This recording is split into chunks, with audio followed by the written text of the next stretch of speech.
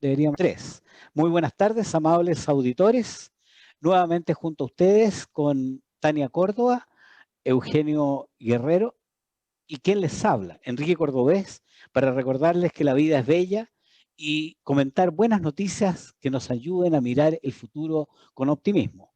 A 3 días del plebiscito, les contamos que hoy jueves 22 de octubre la Iglesia Católica celebra la memoria litúrgica de San Juan Pablo II, mensajero de la paz, que el 2 de abril de 1987 fue recibido, acuérdense, por 420.000 personas en el sector de Rodelillo, Valparaíso. Saludamos también a, a la Salomé y a los Marcos, que hoy día están en su día de santo. En el programa de hoy tendremos el agrado de contar con la valiosa participación de don Patricio Schiavetti Rosas. Él es abogado de la Universidad de Chile, de sede de Valparaíso, y sirvió en la Armada como oficial de justicia hasta alcanzar el grado de capitán de navío, siguiendo una honrosa tradición familiar. Actualmente es director de Asofar, panelista del programa de radio Revelando, aquí en Portales, su estación amiga, forma parte de la Secretaría General de Sinergia Democrática. Le damos una vez más nuestra más cordial bienvenida a Patricio. Patricio. Enrique, muy buenas tardes. Tania y Eugenio, un agrado que me hayan invitado a compartir este Revelando de día miércoles. Un saludo afectuoso y cercano a todos los auditores que nos escuchan en el día de hoy.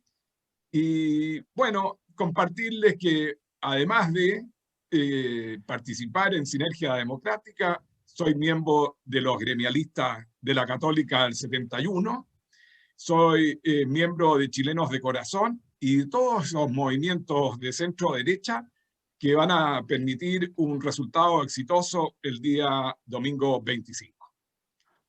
Muchas gracias por aceptar la invitación. Vamos, somos chilenos de los jueves. Y yo quería aportar con respecto a que hoy, un día como hoy, un 22 de octubre, pero en 1978, asume el pontificado San Juan Pablo II, y que me parece muy relevante traer a colación una de sus encíclicas, que es una de mis preferidas, que se llama Centésimos Annus, ¿no? Y esto yo lo quiero vincular, Patricio, y ya después vamos a comenzar a aterrizar a todos los temas que vamos a conversar hoy. Saludar también a Tania y Enrique, con un breve párrafo de esta encíclica que se vincula mucho con respecto a una sociedad libre y una sociedad que también asume que un sistema como el sistema colectivista comunista fracasó, y fracasó porque no funciona en cierto sentido. Pero fíjense lo que dice, ¿no? Se puede decir quizás, este es en la parte 42 de la encíclica, dice, se puede decir quizás que después del fracaso del comunismo, el sistema vencedor sea el capitalismo y que hacia él están dirigidos los esfuerzos de los países que tratan de reconstruir su economía y su sociedad. Es quizá este el modelo que es necesario para proponer a los países del tercer mundo que buscan la vía del verdadero progreso económico y civil. Entonces dice, la respuesta es compleja. Si por capitalismo se entiende un sistema económico que reconoce el papel fundamental y positivo de la empresa, el mercado, de la propiedad privada y de la consiguiente responsabilidad para con los medios de producción de la libre creatividad humana en el sector de la economía, la respuesta ciertamente es positiva, aunque quizás sería más apropiado hablar de economía de empresa, economía de mercado o simplemente economía libre. Pero si por capitalismo se entiende un sistema en el cual la libertad en el ámbito económico no está encuadrada en un sólido contexto jurídico que la ponga al servicio de la libertad humana integral y la considere como una particular dimensión de la misma, cuyo centro es ético y religioso, entonces la respuesta es absolutamente negativa. Entonces aquí yo lo que quiero es que, citando completo a San Juan Pablo II, en que el sistema de libre mercado no solamente fue el que triunfó, sino que ha sido una respuesta positiva y puede ser una respuesta positiva incluso para los países del tercer mundo, y que uno de los que se encaminó para obtener la prosperidad que proporciona este sistema es este gran país, que es Chile. Pero por otro lado tiene que estar enmarcado en un contexto jurídico que la haga posible, que la proteja, y que por otro lado también la conecte con una actitud ética y moral para defender estos principios. Y es allí donde se equilibra esto. Entonces, trayéndolo a colación, porque el próximo domingo vamos a ir a unos comicios electorales, tomemos en cuenta cuál es la opción que se va a tomar, pero siempre pensando en qué podría ser lo mejor para el país, no solamente porque la historia así lo ha venido mostrando, sino que también cuál es la mejor compostura ética para poder afrontar los desafíos que trae este siglo para nuestras naciones. Querido Eugenio, Enrique y Tania, si me permiten, hacer 4 acotaciones sobre San Juan Pablo II. La primera, que es un líder, fue un líder espiritual de gran relevancia y que permitió la caída del comunismo en la Europa oriental. Yo creo que fue un factor fundamental en la recuperación a la democracia de Polonia y el surgimiento de un liderazgo como el de Lech Walesa, que sale de los trabajadores, es decir, le da un golpe al marxismo y surge este líder del pueblo para conducir los destinos de Polonia. En segundo lugar, y compartiendo lo que tú has señalado, he estudiado los rankings de prosperidad de los países sudamericanos y me llama la atención que quien copia el modelo capitalista tiene éxito y el que copia el modelo socialista está en último lugar de la tabla. Y para aterrizar lo que estoy señalando, Chile ocupa el primer lugar con un 68,7% en el ranking de prosperidad. Bolivia, que ha tenido la mala fortuna de sacar elegido el pueblo boliviano al señor Arce, volviendo el MAS al poder y a la corrupción, ocupa como los últimos lugares de la tabla con un 52,7%. Después viene Nicaragua, una dictadura marxista de largos años, tiene un ranking de 51,6%. Y la dictadura de Maduro ocupa también los lugares últimos de la tabla con un 42,8%. Por lo tanto, los queridos auditores que nos escuchan deben tener claridad de que aquí el domingo se elige entre un modelo de libertad y un modelo socialista que nos lleva al precipicio. La tercera consideración que quisiera compartir con ustedes es ese discurso del Estadio Nacional del Papa Juan Pablo, en que le dice a la multitud que hay que mirar a él, hay que mirar a Jesús. Y hemos tenido este domingo la destrucción de 2 iglesias, y yo creo que los cristianos, todos ecuménicamente, debemos salir el domingo a defender estos valores cristianos. Católicos, evangélicos, presbiterianos, anglicanos, porque nos une la defensa de la familia. Y ahora, en el plano personal, quisiera compartir con emoción a los auditores que yo era muy joven cuando vino a Rodelillo y caminé desde Aguasanta a pie hasta Rodelillo. Estuve en su misa y lo vi pasar en un camino que había entre los asistentes y todo el pueblo del Señor, los católicos, reaccionamos llorando emocionadamente porque era un santo. Esas eran las acotaciones que quería decir respecto de Juan Pablo II. Muchas gracias, Patricio. Saber que eras una de las 420.000 personas de Rodelillo. Tania, bienvenida. No nos habíamos podido conectar todavía, pero cuéntanos. Hola, tuve unos problemas acá en la conexión, pero ya estoy acá en el Vamos Somos Chilenos de este jueves. Bienvenido, Patricio. Oye, hola, Tania, un placer y un agrado de compartir contigo y con gente joven que nos alimenta, nos da fuerza para seguir en el combate. perfecto. Bueno, yo quería motivar un poco la discusión de hoy día porque estamos a 72 horas del plebiscito y sabemos que a lo mejor algunos auditores podrían tener dudas sobre el procedimiento para sufragar, porque tenemos 2 cédulas que están conectadas una con la otra y la primera es muy simple, se responde rechazo o apruebo, pero en la segunda la persona que votó rechazo como que no encuentra una respuesta para su primera relación. Entonces hay mucha gente que piensa, yo le he escuchado decir que para ser consecuente como no existe ninguna de las anteriores, entonces tendría que votar nulo o dejar en blanco. Yo no sé si eso sea lo que corresponde hacer legalmente, y como tú conoces bien el tema, Patricio, te pediría que nos iluminaras y a nuestros auditores sobre cuál es la forma más correcta de plantear la opinión que tú quieres dejar en el voto. Bueno, y gracias Enrique por la pregunta, yo creo que es vital. Y aquí nos encontramos frente a dos papeletas. La primera, en la cual no hay dudas que hay que votar firme y claro, marcando con una cruz, completando una cruz, en la opción rechazo. Y en la segunda hay dos alternativas, o convención constitucional o convención mixta. Ahora bien, la convención constitucional es la más cercana a Frente Amplio y el Partido Comunista, en que se van a elegir 155 constituyentes. Por lo tanto, yo llamo a la opinión pública que piense cuál es su opción. Y lo voy a señalar sin señalar ninguna conclusión sobre riesgo de cometer pecado. El problema es el siguiente. En la convención mixta, la alternativa es de elegir 172 constituyentes, 86 elegidos por el Parlamento en Congreso Pleno, la misma forma que se eligen los parlamentarios, como se eligen los diputados, y 86 elegidos popularmente entre los ciudadanos. Ahora bien, en esta alternativa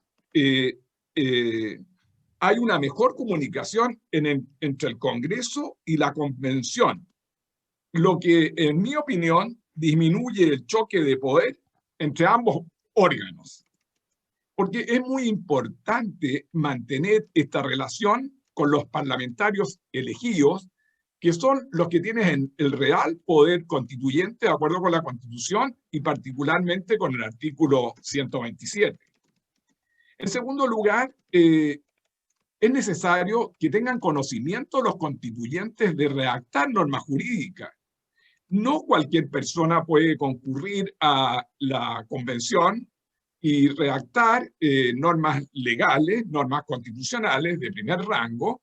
Por lo tanto, se requiere que parlamentarios que tienen conocimiento de aquello y un grupo de asesores integren esta convención. Por otra parte, la convención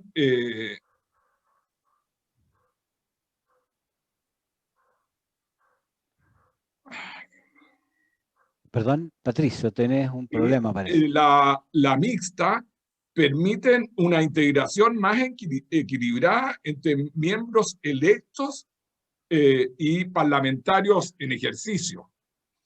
Yo creo que es muy importante esta relación entre ciudadanos elegidos popularmente y parlamentarios que son miembros del Congreso. Así que, sin señalar cuáles son las alternativas, yo creo que nulo no expresa una opinión, y nosotros queremos un plebiscito democrático, de alta participación, para que el plebiscito sea legítimo. Por lo tanto, cada ciudadano tendrá la opción en la primera papeleta de votar rechazo o apruebo, y en la segunda, estas posibilidades, ¿no verdad?, que van desde la convención constitucional, la mixta y el nulo. Pero para el proceso, yo estimo que la mixta es la que más se adecúa a las normas constitucionales actuales y que están fijadas en el artículo 127 de la Constitución. Enrique. Sí, mira, yo quería solamente agregar una última consulta, una última duda que probablemente haya quedado en el tintero, en el sentido de que cuando alguien vota nulo o deja el voto en blanco, eso puede ser, pues de acuerdo a la ley, no son votos válidamente emitidos. Vale decir, en el recuento final, si por ejemplo, hipotéticamente, la mixta tuviera un 30% y la tuviera un 30%, y los nulos y en blanco fueran un 40%, esos no corren en la cuenta final, y quedaría entonces, según mis cálculos, un 50% de votación para la constituyente y un 50% para la mixta. ¿Es así o no, Patricio? Mira, primero quiero señalar la alternativa de ganar el rechazo. La papeleta 2 no tiene ninguna importancia. Desaparece la importancia, bueno, y los partidarios de esta opción tendrán que salir a defender ese resultado. Ahora, tener claridad, en segundo lugar, que cada papeleta hay un conteo por su mérito, es decir, se cuentan los votos de la papeleta 1 y se cuentan independientemente los resultados de la papeleta 2. Y los votos nulos y blancos no están en este conteo, sino que solamente se cuentan los votos válidamente emitidos. O sea, la respuesta es sí. Está bien la conclusión de Enrique. Exactamente. Ya. Bueno, ¿qué opinas tú, Tania, sobre sí, eso? Quería comentarles que esta semana, que creo que antes de ayer fue, estuve un rato mirando un foro que se hizo acá de la Fundación Libertad, y estaba precisamente, era esta la discusión.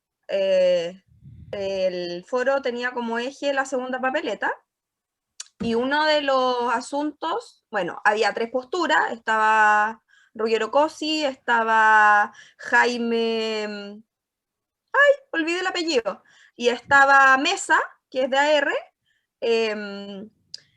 y cada uno defendía una de las 3 opciones que son, desde mi criterio, válidas. Yo creo que el voto blanco y el voto nulo sí son una forma de expresarse en democracia. Sin embargo, considero que dado el contexto de un plebiscito, que no es una opción, no es como ir a elegir el alcalde, donde el que saca mayor cantidad de votos es el que se queda con el puesto, y uno puede ir y anular y decir ninguno de estos gallos a mí me satisface. En el contexto actual, en el contexto del plebiscito y sobre todo en la segunda papeleta, yo considero que no es una buena opción. Entonces estaba la opción nula, la opción mixta y la opción de la constituyente también. Entonces, había ahí, la discusión era, y las opciones, las tesis que se defendían, era que anular era una opción y además está toda esta controversia respecto a que si los de la segunda papeleta suman un monto, un número de votos mayor a los que llegara a sumar las preferencias del rechazo, si el rechazo ganara en este caso hipotético, eso invalidaría el voto, y quedó claro que esa opción en realidad, o a mí al menos me queda claro que eso no es un escenario posible, ni jurídicamente, quizás políticamente podría tener algún valor, pero dado que si gana el rechazo, el conteo de la segunda papeleta que se hizo, porque en las mesas va a pasar todo eso simultáneamente, porque no conocemos lo que está pasando en el resto del país, los vocales de mesa no lo van a conocer y lo tienen que hacer igual. Sin embargo, eso no se oficializa a través del CERVEL, no va a salir nadie a decir esta fue la opción que ganó en la segunda papeleta, si gana el rechazo. Entonces, me parece a mí que, siguiendo un razonamiento de quien vota rechazo, la opción que viene a ser la que resguarde los equilibrios sería la mixta. Sin embargo, me pareció muy curioso que una de las cosas que se conversaron ahí, y que yo también he estado en conversaciones en otros contextos, en que lo que se defiende es que, dado que la comisión constituyente va a ser electa con la misma lógica en la que son actualmente electos los diputados que están en ejercicio, es decir, donde puede entrar una tercera fuerza, donde hay lo que denominamos vulgarmente acarreo, las fuerzas que compongan esta comisión constituyente serían similares a los equilibrios que existen actualmente en el Congreso, en la Cámara de Diputados específicamente.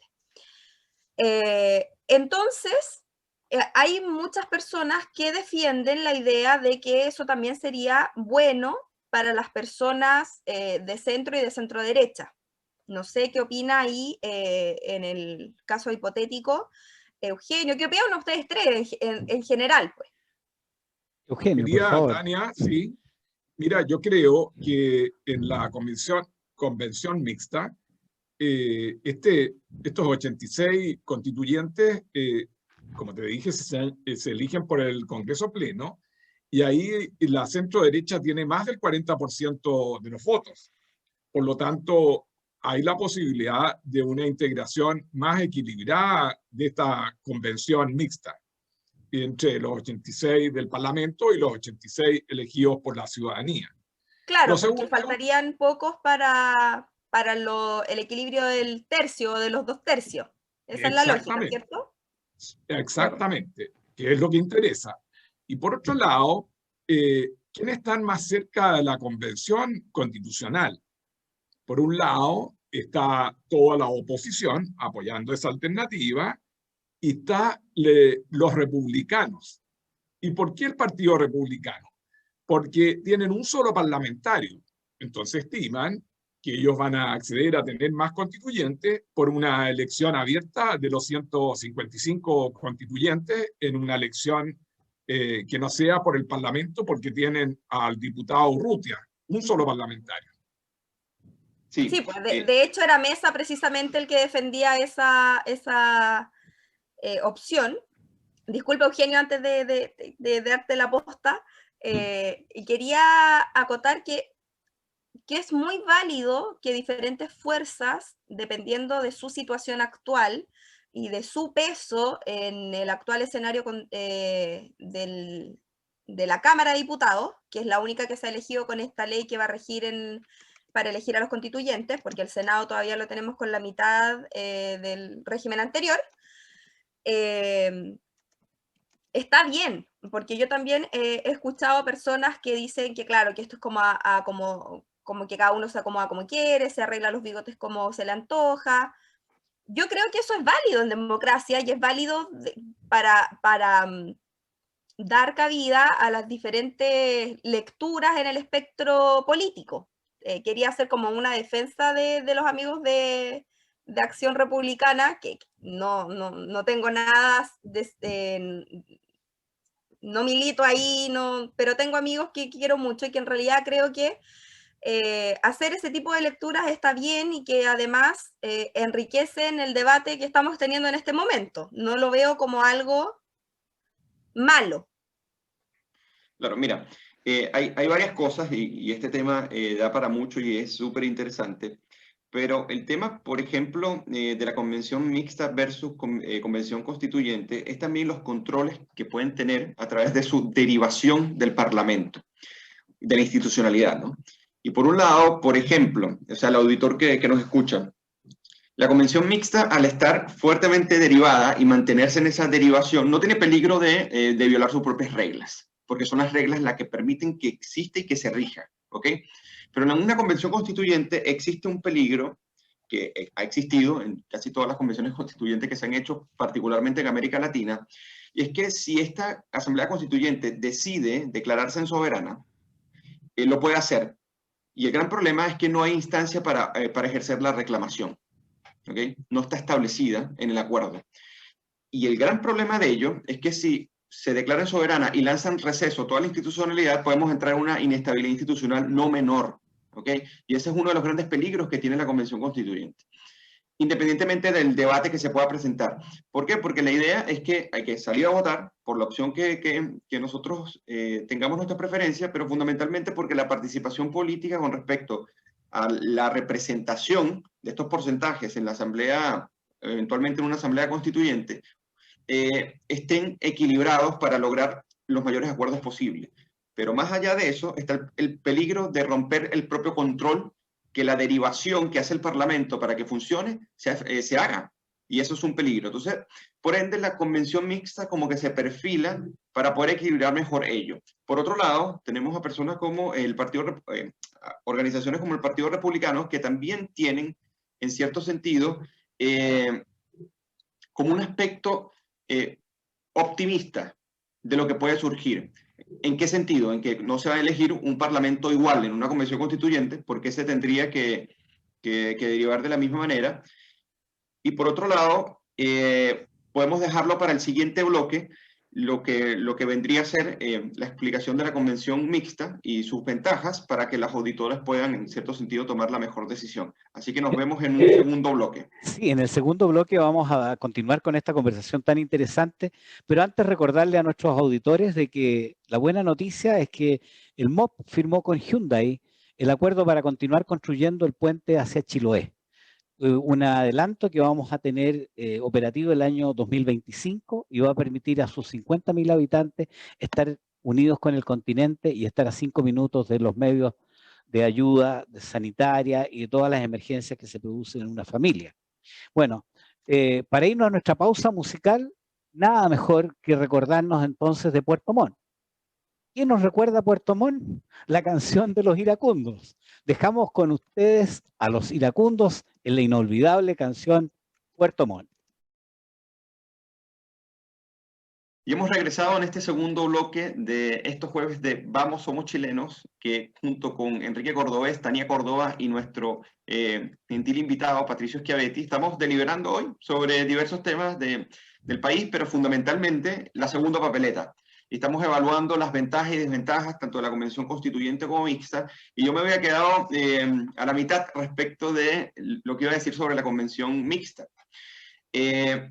Cuando hay representación política de partidos políticos que tienen algo de tradición, tienen algo de técnica legislativa, eso les da una ventaja con respecto a aterrizar ciertas propuestas que se hacen, porque cuando a las convenciones constituyentes entran políticos que no tienen el ejercicio legislativo o técnica legislativa, piensan que cualquier cosa se puede meter en una constitución o cualquier cosa se puede hacer a través de la convención, ¿no? Entonces ese know-how, a pesar de que no tengamos el mejor congreso de la historia, que eso es sumamente evidente, pero aunque sea nos aterriza un poco más al realismo de cómo se legisla y cómo se debe realizar los debates. Eso por un lado. Y por otro lado, los partidos que no tienen tanta representación política, como en el caso del Partido Republicano, que no tiene prácticamente ninguna representación política, pero sí es un partido que viene ascendiendo, que viene agarrando diversa fama y que tiene ciertas propuestas que son muy interesantes, le conviene más una convención constituyente porque tienen esta visión optimista de que como no se va a elegir el mismo parlamento, básicamente por el argumento de que hay mucha gente decepcionada de los congresistas que hoy en día tenemos, entonces se le da una nueva oportunidad para poder elegir, para poder castigar a aquellos que lo hicieron mal y para poder optar por nuevas representaciones. Y en este caso dicen, bueno, si el Partido Republicano viene creciendo de manera significativa, ¿por qué eso no se puede ver reflejado para defender la libertad o nuestras propuestas directamente en la Convención Constituyente? Es una postura también interesante. Pero el tema es que no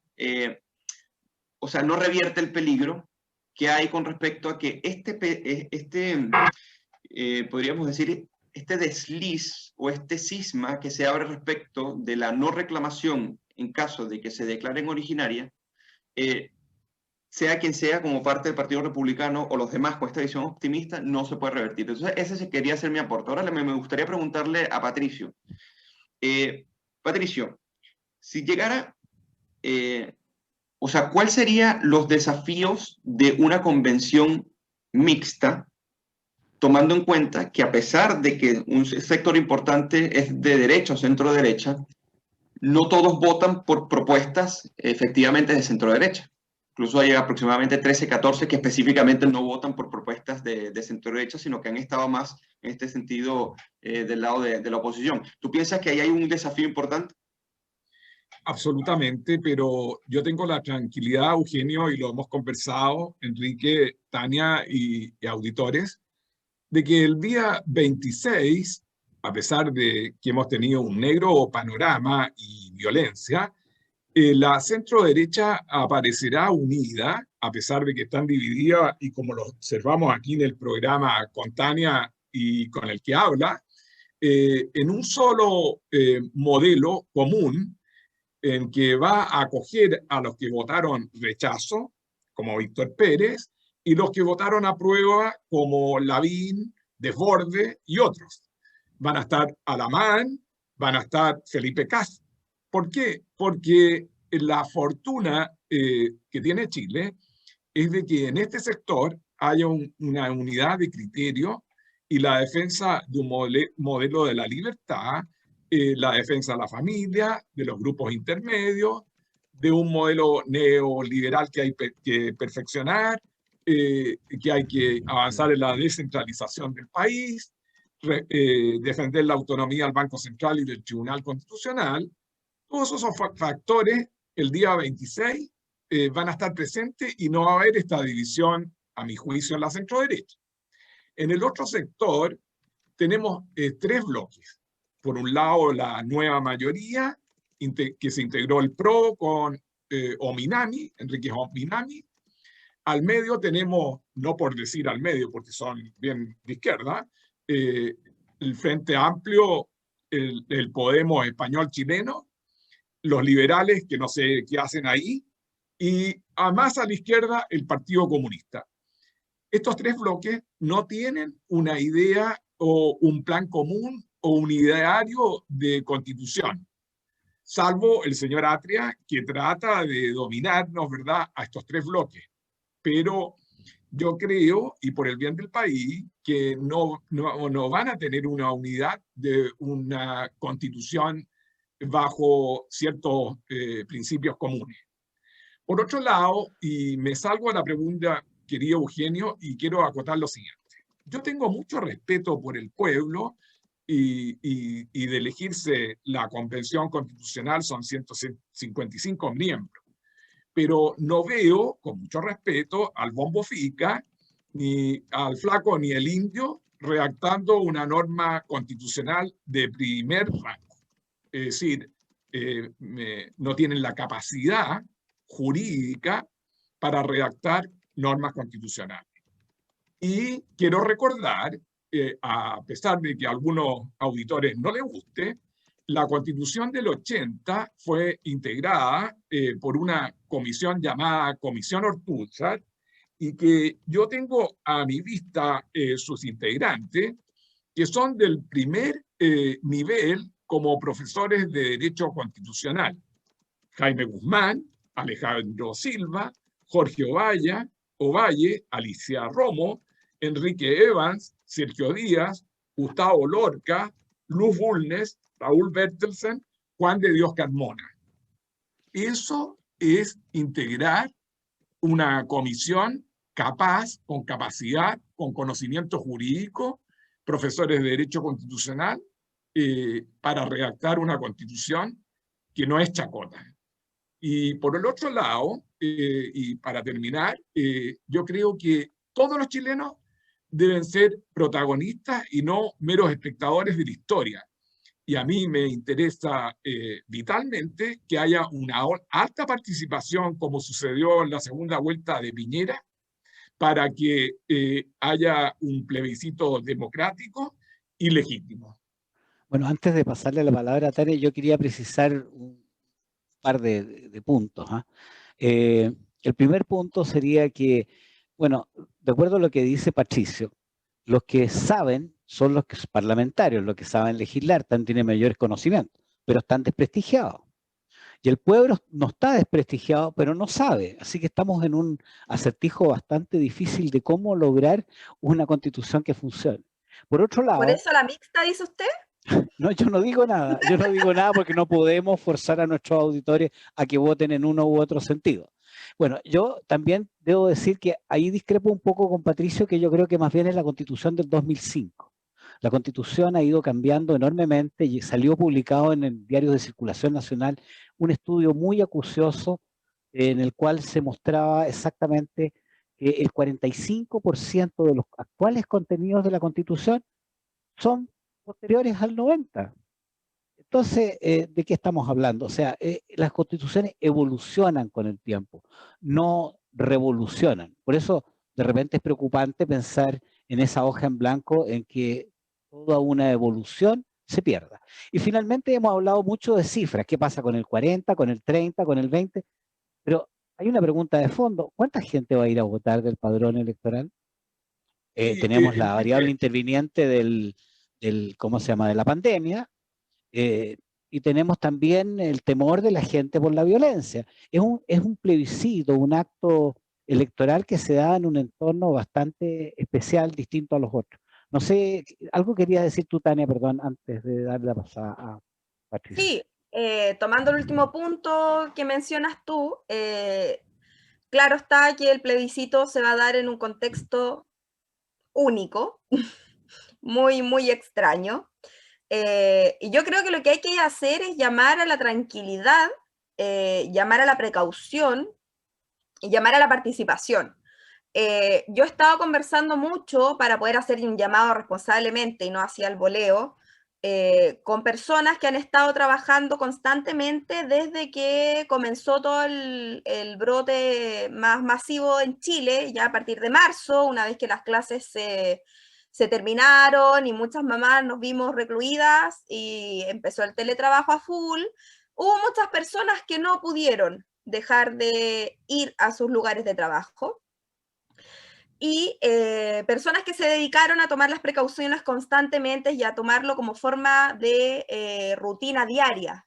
El aseo en las manos constantemente con jabón cuando ya estás dentro de un lugar con una llave, el alcohol gel constantemente cuando estás en la calle, el uso de la mascarilla de la mejor calidad posible, cuando estás en la calle, cuando estás con otras personas en un mismo lugar, mantener la ventilación y todas esas cosas, en mi reporteo, podríamos decir, son efectivas. En muchas oficinas, algunas gubernamentales y otras que no, que tuvieron que seguir funcionando desde marzo hasta el día de hoy, hubo casos aislados de personas contagiadas con COVID, y que sin embargo no contagiaron a las demás personas porque son personas que están constantemente preocupadas de todas estas tips que se nos han dicho reiteradamente, que son lo que nos permite mantenernos sanos. Entonces, con ese reporteo, yo me permito en conciencia tranquila decir que son buenos elementos. O sea, mi marido sale y se rige por estas normas básicas de higiene personal, de no tocar cosas en la calle, de no tocar pasamanos, de cuidarse con el uso de las manillas, y te mantienes saludable. Cuidarte al entrar a la casa, quitarte los zapatos, algunos se duchan, y todas esas cosas sirven. Entonces, es importante que participemos, que votemos. Yo esperaría una votación incluso mayor por el interés que esto he visto y siento que ha tenido la población chilena de participar en este plebiscito por lo históricamente relevante que va a ser, más allá de la opción que gane. Entonces, esperaría yo que incluso fueran más personas que las que votaron en la segunda vuelta de Piñera, que más allá de que teniendo un voto voluntario y una inscripción automática, se mantiene acá en Chile la votación, podríamos eso incrementarlo. Yo creo que tener una buena participación es fundamental no solo para la legitimidad del proceso, sino que también para la unión. A mí me parece muy importante el punto que hace Patricio del día después, y es sin duda una fortaleza de la centro derecha, del centro hacia la derecha, el tener esta noción de que tenemos un acuerdo básico respecto a los principios que queremos en esta nueva o lo que quisiéramos reformar si es que la opción rechazo es la que gane.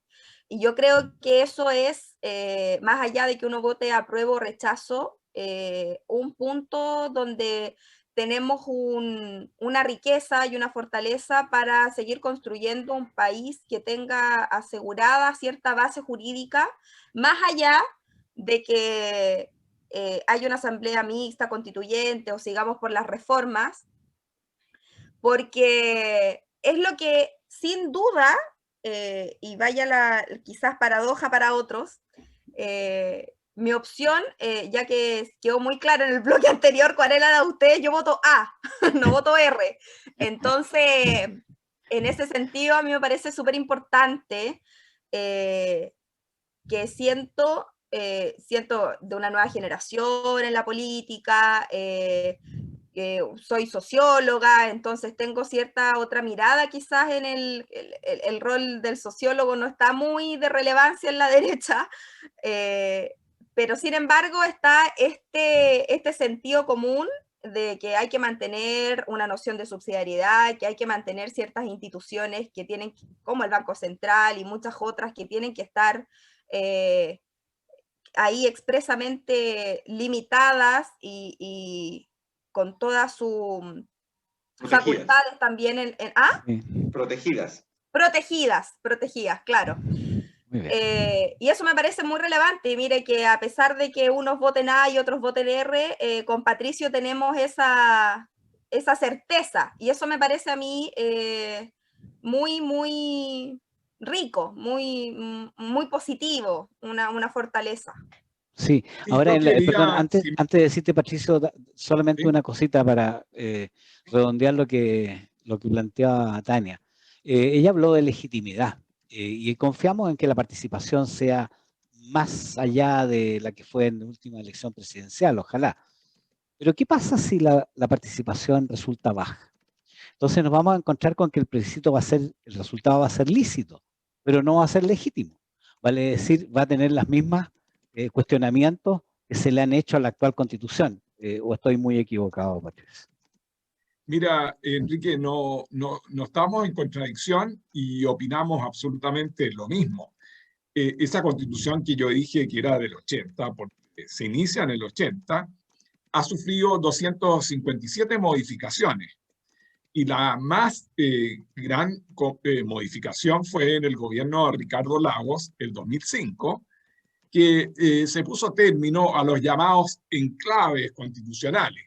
Por ejemplo, el término de los senadores designados, el periodo presidencial de 6 a 4 años, el terminar con la inamovilidad de los comandantes en jefe y general director de carabineros, que ahora pueden ser destituidos por decreto supremo fundado del presidente, la modificación de las atribuciones del Consejo de Seguridad Nacional y otras. Por lo tanto, si alguien piensa que tenemos una constitución rígida que no puede ser modificada, está absolutamente equivocada. Y hay un artículo en el 127 y siguientes que permiten modificar la Carta Fundamental, 2/3 en las materias importantes y 3/5 en las materias menos importantes. Ahora, coincido contigo que indudablemente que uno es el problema de la opción que gane y otro es el problema de legitimidad de ese resultado. Yo creo que es muy importante para el país una participación amplia de muchos electores, de manera que este plebiscito tenga esa legitimidad. Y ahora quiero hacer un llamado particular a la tercera edad, a los mayores de 60, primero, para darles seguridad, si tienen temor ir a votar, que van a estar las Fuerzas Armadas una vez más, cuidando los locales de votación y manteniendo el orden público para que los chilenos libremente se puedan expresar. Lo segundo, que se han adoptado todas las medidas sanitarias para que los ciudadanos puedan hacer uso de esta facultad de votar sin contagiarse con la pandemia. Deben llevar su mascarilla, alcohol gel, su lápiz a pasta azul. Y yo recomiendo el uso de guantes quirúrgicos para así hacerlo de manera protegida. Regresando a la casa, se sacan toda la ropa, se duchan y han cumplido con su deber jurídico, ¿no? ¿Verdad? Ahora, hay medidas de distancia entre los votantes, hay medidas de distancia entre el presidente, los vocales y los apoderados. Por lo tanto, yo creo que deben ir confiados a votar. Y mi tercera acotación es que el triunfo del apruebo, yo estimo que no está asegurado, por lo tanto, el que tenga la otra opción, que concurra confiadamente, porque la decisión no está asegurada y los resultados no se han definido todavía. Se definen en las urnas el día 25 de octubre próximo. Oye, Así una es. pregunta interesante para ti, a lo mejor, Eugenio, es que no sabemos cuántos inmigrantes tienen derecho a voto. ¿Se has sabido tú entre tus amigos venezolanos cuántos van a votar? ¿Cómo están ellos comprometidos con esta realidad que se le presenta en el futuro de su nueva nación? Mira, muy pocos. Yo no llevo la estadística para serte sincero, porque todavía no es tan relevante. O sea, todavía falta por lo menos un par de años más para que esa camada que vino hace aproximadamente 4 o 5 años ya pasen a ser ciudadanos y puedan votar en este tipo de comicios, ¿no?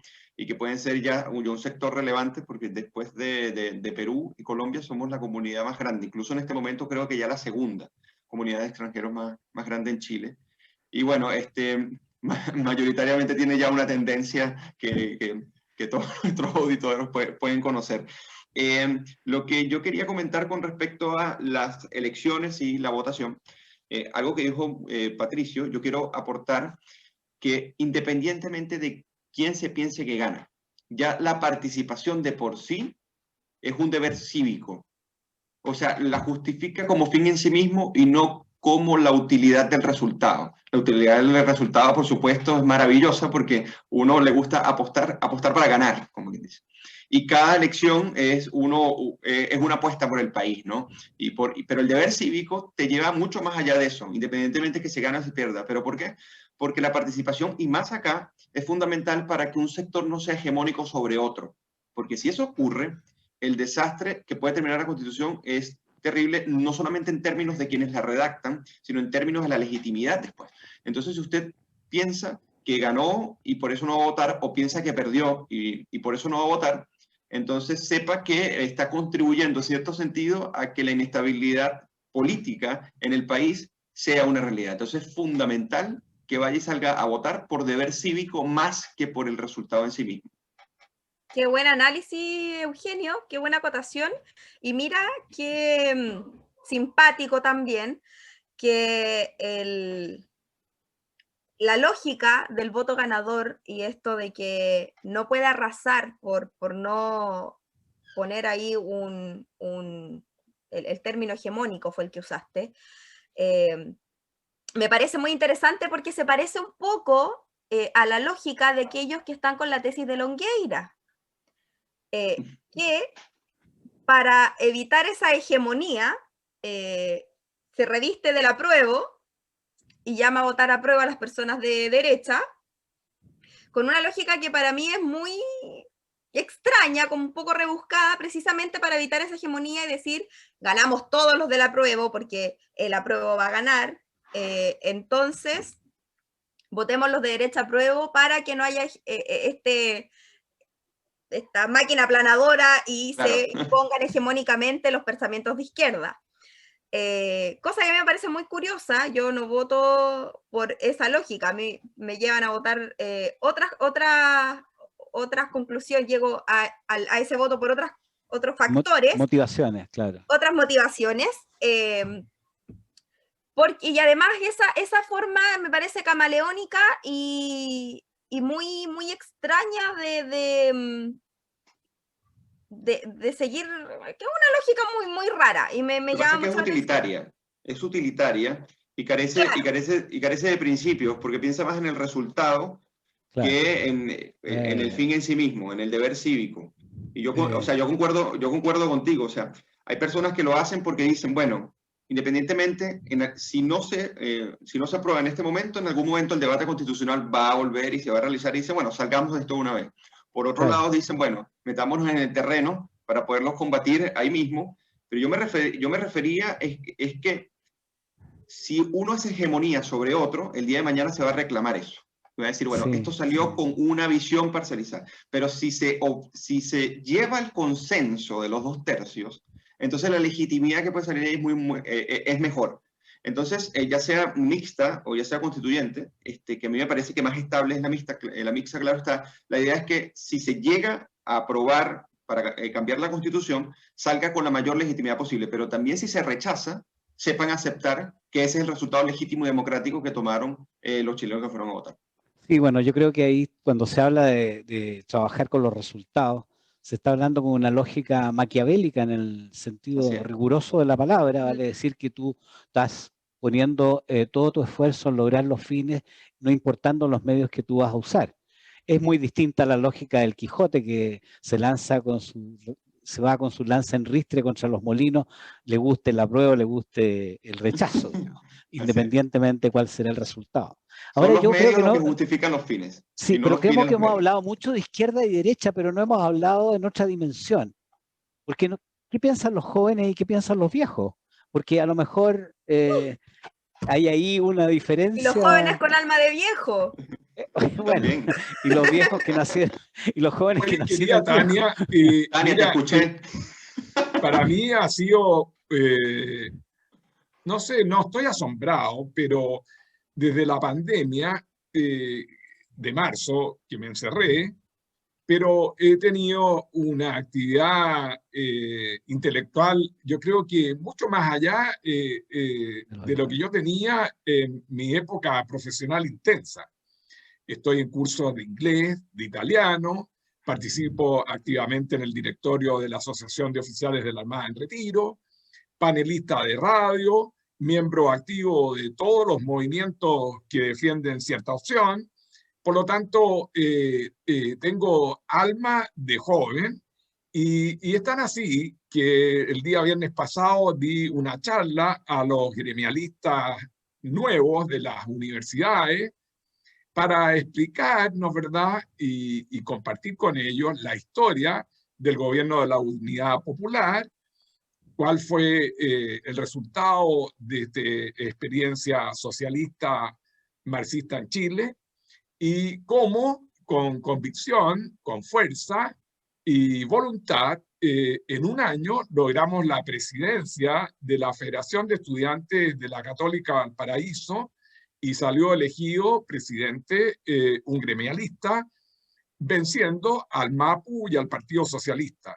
Por lo tanto, las guerras hay que lucharlas con convicción y fuerza, con la misma fuerza que tú tienes, Tania, de una socióloga joven.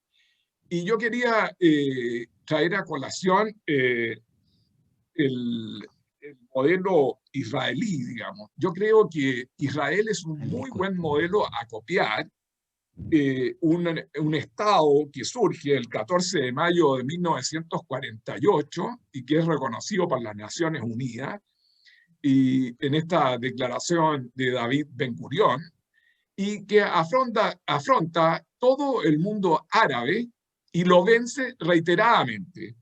En la Guerra de los 6 días, en junio de 1967, arrasan con Egipto, a pesar de ser un pequeño y chiquitito Estado. Por lo tanto, yo llamo a todos los libertarios de Chile que no tengan esta sensación. Somos chiquititos, pero tenemos la gracia de tener convicción y fuerza y valores claros que no nos van a hacer dudar de lo que tenemos que defender. Así que copien el modelo israelí y tengan la fortaleza de esos gremiales del 71 que con fuerza y convicción lograron la presidencia de la federación. Bueno, yo tengo una pregunta para la socióloga. Los jóvenes siempre están partidarios del cambio. Lo fueron en nuestros tiempos, lo son ahora, lo fueron de tiempo de Matusalén y lo serán en el futuro. Siempre los jóvenes quieren algo nuevo, quieren cambiar el mundo, no necesariamente quieren seguir con el mundo de sus padres. ¿Eso tiene alguna influencia en la opción que se escoja en el plebiscito? Yo creo que sí. Sin embargo, todos tenemos una biografía y tenemos un contexto social, un contexto económico que nos sitúa en momentos, en lugares distintos. Por lo tanto, esa idea y esa gana de cambiar las cosas, porque los jóvenes por regla general critican el status quo y lo que hizo la generación anterior, como el Frente Amplio critica la concertación y como mucha fuerza joven de la UDI critica a Van Rysselberghe y así, son cosas que pasan. Tenemos también esa riqueza de que donde uno esté situado es lo que quiere cambiar. Entonces no es universal que las nuevas generaciones quieran cambiar cosas que le vienen dadas por la generación anterior. Sin embargo, el qué queremos cambiar y cómo uno no lo puede aseverar, porque yo quiero cambiar algunas cosas, Eugenio seguramente quiere cambiar otras, y te lo firmo. Entonces, ahí está la riqueza, pues, y ahí está también la gracia, porque con Eugenio compartimos muchas luchas, y hay otras que no. Él es un liberal, yo me declaro social cristiana, pero los dos defendemos la vida desde la concepción, y muchas otras cosas con fuerza también, pues. Sí, Perfecto. antes de ir al cerro, Enrique, quiero acotar lo siguiente. Por favor. Que los partidarios de la R, igualmente como yo, muchos, somos partidarios de reformar la Constitución. Así que estos viejos somos tan jóvenes como tu persona y tenemos un espíritu renovador, porque esta Constitución hay que perfeccionarla y la centro-derecha ha llegado tarde a hacer la tarea, y eso es responsabilidad del Parlamento actual. Por lo tanto, con ímpetu, con juventud, con espíritu renovador, vamos a mejorar sí o sí la Constitución política y vamos a defender lo que es sólido y lo cual coincidimos en estos valores social cristianos como es la familia, y vamos a defender otro en las ideas de Eugenio del modelo económico liberal, ¿no es verdad?, de economía social de mercado, pero con un Estado más chiquitito, pero no por ello con fiscalizaciones, porque es muy necesario poner freno a las malas empresas que abusan, que cometen colusión y corrupción. Entonces, sí y sí. Modelo más grande, modelo más chiquitito, es decir, más chico el Estado, quiero decir, pero no por ello fiscalizaciones, y tener claridad que el Estado participa un 83% en salud y participa un 90% en educación, desde el nivel preescolar al universitario. Bueno, estamos cerrando el programa y la buena noticia es que independientemente que sean liberales o conservadores, viejos o jóvenes, de izquierda o derecha, yo creo que todos queremos lo mejor para Chile. Y terminamos también con un par de comentarios que dicen relación con buenas noticias que están muy distantes, porque ayer martes, o sea, antes de ayer, martes 20 de octubre, la sonda OSIRIS-REx de la NASA se acercó y logró extraer unas muestras de un asteroide llamado Bennu, que se encuentra, que tiene unos 500 metros de diámetro y que orbita aproximadamente en la misma órbita que tiene la Tierra o Marte. Eso nos va a permitir el año 2023, cuando llegue de vuelta, mal que mal está a 330.000 kilómetros, nos va a traer las noticias de cómo se gestó y se armó el sistema solar. Es fantástico ver que esta expedición, este esfuerzo a tanta distancia, se repite prácticamente un día antes de que se celebren los 500 años del descubrimiento del Estrecho de Magallanes por Hernando de Magallanes, que él le dijo su apellido. Bueno, esas son muy buenas Enrique, noticias. ¿Sí? Antes de despedirme, quiero compartir contigo estas dos buenas noticias y compartir una buena noticia en el caso de Chile y la industria militar que trabaja codo a codo con la empresa civil. Chile tendrá al corto plazo un satélite de observación terrestre que va a ser conocido como FASAT Delta.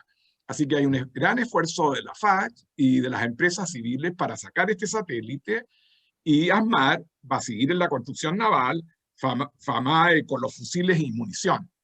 Y ahora quiero compartir también esta noticia, ¿sí?, de los 500 años, y lean Antonio Pigafetta, porque él es el que redactó la bitácora de ese viaje y vale la pena tener conocimiento de las naos y de los hombres, 208 hombres valientes que descubrieron el estrecho. Fantástica recomendación de lectura. Nos despedimos con nuestros auditores diciéndole a la Tania una buena noticia también, porque el 49% de la investigación en la Antártica la están haciendo mujeres científicas. Así que nos vaya bien y bien por las mujeres que nos están ayudando a abrir una ventana al futuro. Sí, hasta la próxima, queridos auditores. Muchas gracias, Enrique, por la invitación. Eugenio, Tania. Queridos auditores, buenas tardes.